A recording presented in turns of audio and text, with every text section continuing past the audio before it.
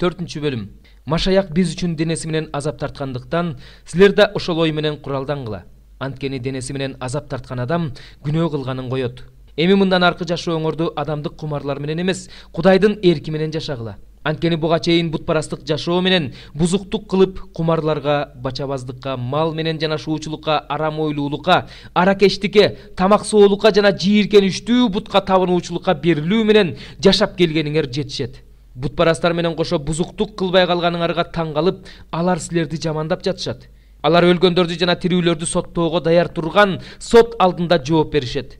Адам баласы сыяктуу денеси менен соттолуп, Кудай сыяктуу руху менен жашашы үчүн өлгөндөргө да жакшы кабар таратылган болчу. Бирок бардык нерсенин аягы жакын.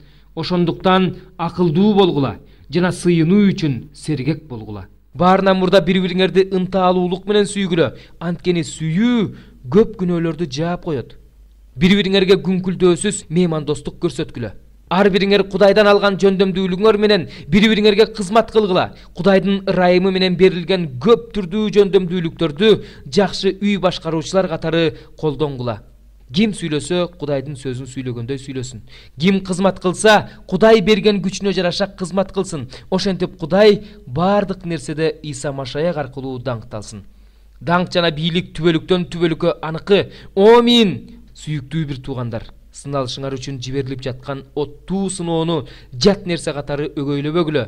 Тескерисинче, Машаяк тарткан азапка ортоктош болуп жаткандыгыңар үчүн кубангыла, анткени анын даңкы көрүнгөндө кубанычка жана шаттыкка бөлөнөсүңөр.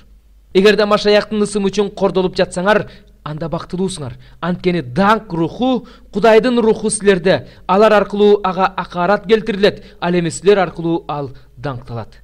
Бирок силердин араңардан эч ким киши өлтүрүп же уурлук кылып, же жаман иштерди кылып, же бирөөнүн ишине кийлигишип азап тартпасын. Эгерде Машаякчы болгон үчүн азап тартып жатса, анда уялбасын, тескерисинче ушул наамы үчүн Кудайды даңктасын.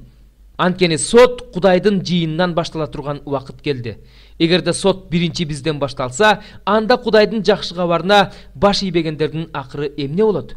Эгерде адил адам араң куткарылып жатса, анда Кудайсыз күнөөкөр адам кайсы жерде болот? Ошондуктан Кудайдын эрки боюнча азап тартып жаткандар жакшы иш кылуу менен өздөрүнүн жанын ишенимдүү жаратуучуга тапшырышсын.